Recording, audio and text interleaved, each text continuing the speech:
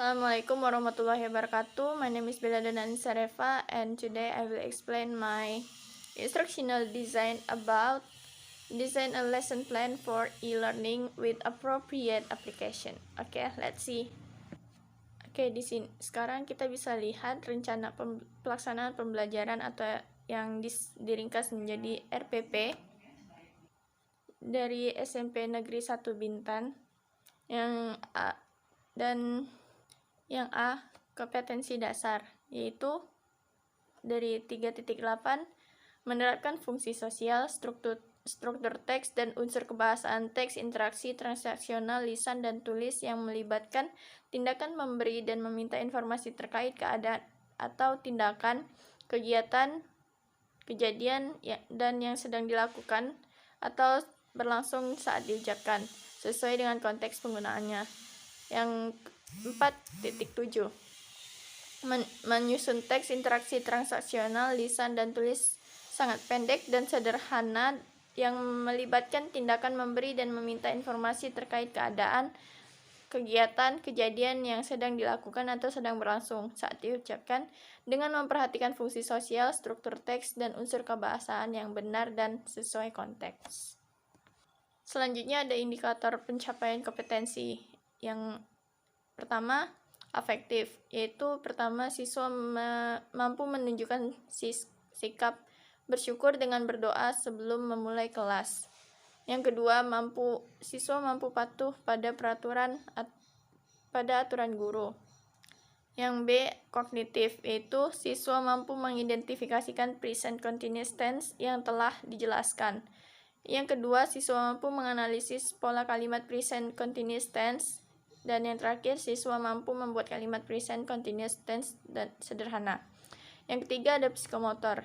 Yang pertama, yaitu siswa mampu menampilkan kalimat present continuous tense yang telah dibuat. Yang kedua, siswa mampu memproduksi kalimat present continuous tense menggunakan pola yang telah ditentukan. Dan yang ketiga, siswa mampu mendengarkan teks present continuous tense menggunakan pola yang telah ditentukan. Yang selanjutnya ada materi ajar.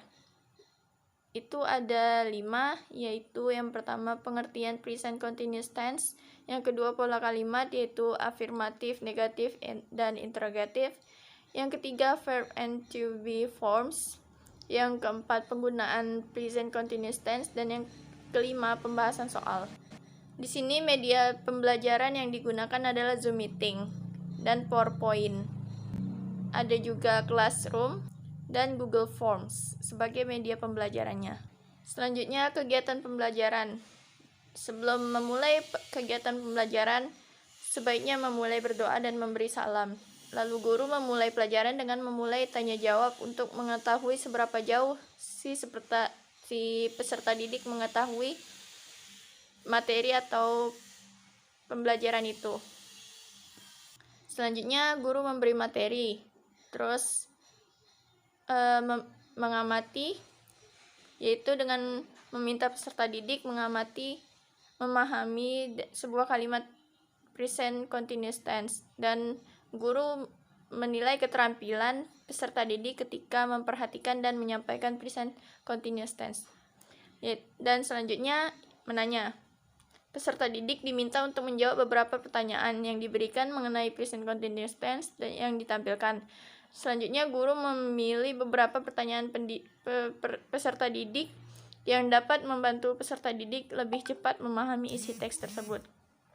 Dan yang penutup, terakhir, yang pertama, guru membimbing peserta didik untuk menjawab pertanyaan dengan tepat. Yang kedua, guru melakukan umpan balik untuk mengetahui sejauh mana pembelajaran yang terjadi pada peserta didik tersebut. Yang ketiga, guru memberikan tes singkat. Yang keempat, guru menyampaikan rencana pembelajaran pada pertemuan selanjutnya. Selanjutnya itu ada penilaian atau assessment, yaitu penilaian pengetahuan tes tulis atau tes tertulis. Itu instrumen tes tulis digunakan untuk menilai pengetahuan peserta didik pada materi pokok tentang present continuous tense. Yang pertama, what formula of present continuous tense. Lanjut, yang kedua itu please give an example in present continuous tense. Di sini bisa kita lihat kunci jawabannya, gambarnya. Itu yang pertama, subject plus am, is, or verb dalam kurung ing plus object. Yang kedua, I'm reading a book now. Contohnya ya, I am reading a book now. She is talking to me now. You are buying a candy.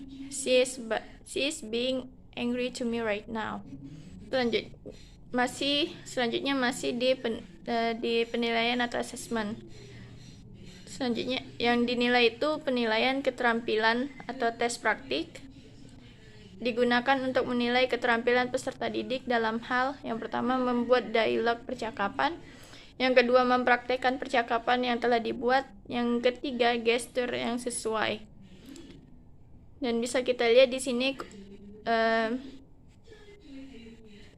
penilaian keterampilannya yaitu yang dinilai kosakata atau vocabulary, ejaan tulisan spelling, pengucapan pronunciation, yang keempat kelancaran fluency, dan kelima yang gesture. Baik, sekian dari saya. Apabila ada kesalahan kata, mohon dimaafkan. Terima kasih. Assalamualaikum warahmatullahi wabarakatuh.